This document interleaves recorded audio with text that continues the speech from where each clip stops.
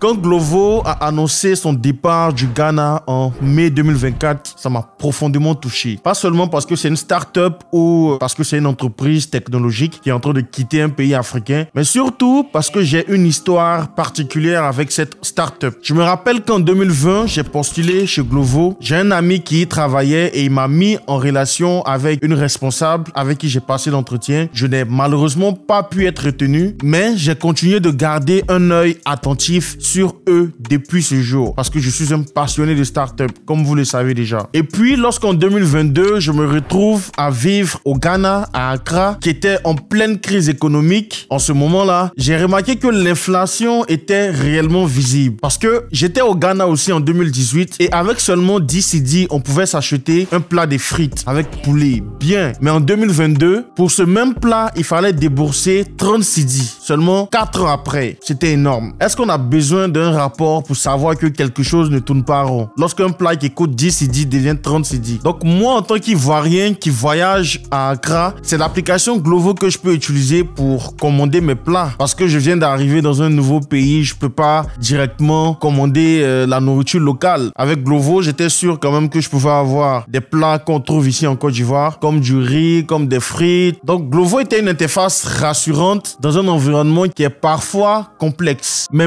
plusieurs utilisateurs ont commencé à comprendre que les prix deviennent absurdes. Les Ghanéens même n'utilisaient jamais Glovo, ce qui est normal parce que quand tu es en Côte d'Ivoire, tu utilises moins Glovo qu'un étranger parce que tu connais les bons couloirs pour pouvoir te procurer de la nourriture. En plus des prix des plats qui sont exorbitants, il fallait débourser pour la livraison, débourser par moment pour le coursier, c'était trop. Et dans cette vidéo, on verra aussi l'ensemble des raisons qui ont poussé Glovo à quitter le Ghana et on verra aussi leur expansion sur différents marchés. Je suis Alex Zambi, entrepreneur digital depuis maintenant plus de 8 ans et cofondateur de Lewa Space qui est un hub digital ici à Abidjan. Sachez aussi que j'accompagne tous les entrepreneurs qui veulent lancer leur boîte, leur start-up ici à Abidjan ou dans toute l'Afrique francophone. Parce qu'il faut savoir que les start-up en Afrique sont en train de devenir le moyen le plus sûr pour pouvoir monter une boîte qui est pérenne et qui rapporte énormément d'argent. On verra un peu dans cette vidéo quelles ont été les erreurs de Glovo afin que tout entrepreneur qui écoute cette vidéo ne puisse pas se jeter sans au moins étudier son marché. Pourquoi Glovo a échoué au Ghana? D'abord, il faut comprendre que le Ghana, malgré son apparence de hub technologique stable, était en train de plonger dans une spirale économique difficile à contenir. La monnaie locale, le cedi, a perdu une grosse partie de sa valeur. L'inflation a dépassé les 40%. Les taxes sur les entreprises tech se sont alourdies. Et le pouvoir d'achat des consommateurs s'est effondré. Parce qu'il faut savoir que lorsque les coûts des aliments augmentent, les coûts des salaires, surtout des locaux, n'augmentent pas. C'est-à-dire que tu as toujours le même 1000 cedi par mois et avec ça, tu dois faire face à l'inflation. Et Glovo étant une entreprise européenne qui a ses standards, qui a ses marges, qui a ses modèles, a pris un coup. Parce que même avec un investissement de près de 4 millions de dollars en 2 ans, elle n'a pas pu adapter ses prix au marché local ni générer une base utilisateur suffisamment large pour compenser les pertes. Et il faut noter aussi qu'il y avait une concurrence incroyable au Ghana. Il y avait une application que j'utilisais aussi par moment dénommée Uptel qui ne fait pas que de la livraison. C'était un concurrent de Glovo, mais c'était en réalité une super app ghanéenne qui te permettait de gérer les factures, de gérer les paiements en ligne et surtout, c'est une entreprise intégrée dans l'écosystème parce que les cofondateurs sont ghanéens. Donc, c'est une start-up qui comprend la lenteur des réseaux, la réalité des livreurs à moto sans casque, la nécessité de proposer des paiements en espèces ou par mobile money. Là où Glovo, le paiement par mobile money n'était pas toujours fluide. C'était plus les cartes bancaires parce que je me rappelle que j'utilisais ma carte Jamu étant au Ghana la plupart du temps pour pouvoir acheter mes plats. Vous imaginez un peu les frais qu'on me coupait, c'était pas évident. Donc Glovo ne s'est pas retiré du Ghana parce qu'il n'y a pas de marché, mais plutôt parce qu'ils n'ont pas su comprendre comment y rester longtemps. En Côte d'Ivoire, on a un contexte qui est beaucoup plus favorable, mais toujours plus exigeant. Parce qu'à Abidjan, c'est pas forcément Accra, on n'a pas forcément la même culture. Bien vrai que la Côte d'Ivoire et le Ghana soient 2 pays voisins. Glovo a su se repositionner et tirer des leçons de son échec au Ghana. Et je pense pense que Glovo marche mieux ici à cause de la dynamique économique ivoirienne qui est beaucoup plus stable. C'est-à-dire en Côte d'Ivoire, on ne fait pas face à l'inflation à tout va. Et ça peut créer un autre débat au niveau de la question de la souveraineté de la monnaie. Mais ce n'est pas l'objectif de cette vidéo. Aussi, il faut noter qu'Abidjan est une ville beaucoup plus mobile avec une jeunesse qui est connectée, qui utilise WhatsApp, Mobile Money et qui achète beaucoup de plats. Il y a pas mal de concurrents aussi ici, mais Glovo a un peu changé de posture dernièrement parce qu'ils ont renforcé leur équipe locale, ils ont noué des partenariats avec des restaurants populaires. Il faut dire aussi que l'une des raisons principales qui a permis à Glovo de pouvoir réussir en Côte d'Ivoire, c'est leur engagement fort auprès des livreurs. Ils ont lancé récemment un programme qu'on appelle Glovo Plus, qui permet de récompenser un livreur en fonction de ses performances sur le terrain. Et il y a des primes, il y a des assurances qui sont données aux livreurs, il y a des formations, il y a tout un écosystème qui est mis en place pour permettre aux livreurs de pouvoir être à l'aise. Parce qu'ils ont compris effectivement que le cœur de leur métier, c'est la livraison. Donc si les livreurs ne sont pas dans un bel écosystème, ils vont facilement céder et ils vont faire du n'importe quoi. A contrario, au Ghana, il y avait cette difficulté à payer convenablement, surtout à cause de l'inflation. Et c'était un véritable problème pour Glovo. Tout comme ça l'est pour plein de startups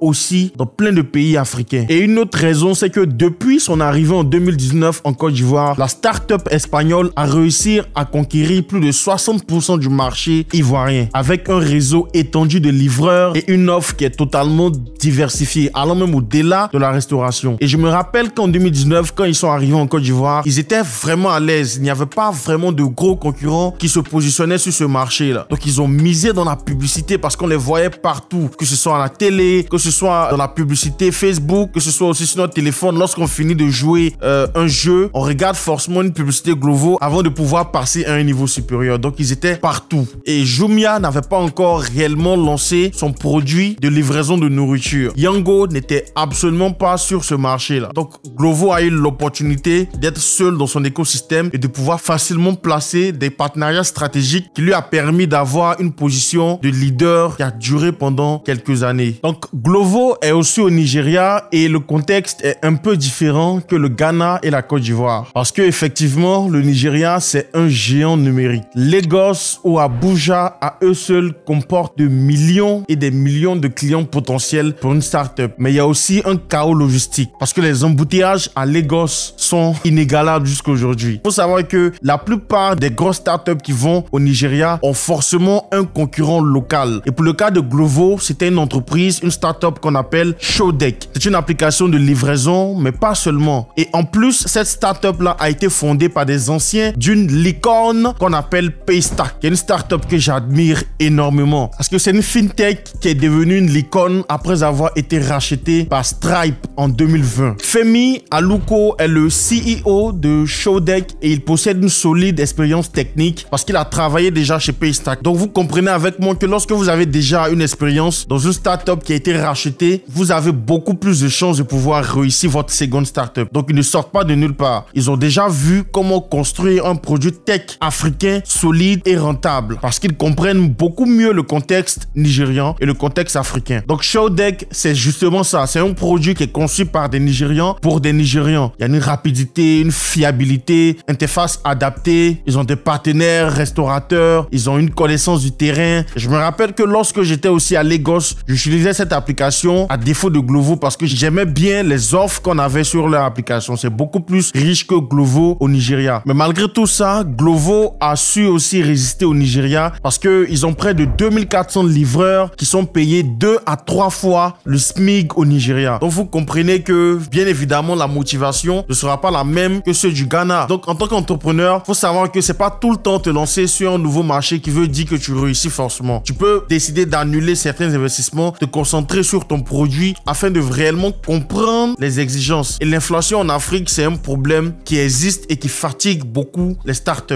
Donc moi, avec mon agence, on s'est donné comme mission d'accompagner tous les entrepreneurs qui veulent lancer leur startup en Afrique, spécialement en Afrique francophone, afin de vous éviter de faire les mêmes erreurs que plein de startups ou plein d'entrepreneurs font ici à Abidjan. Je vous dis merci d'avoir suivi cette vidéo. Abonnez-vous si ce genre de contenu vous plaît et n'hésitez pas à partager cette vidéo partout autour de vous. Merci.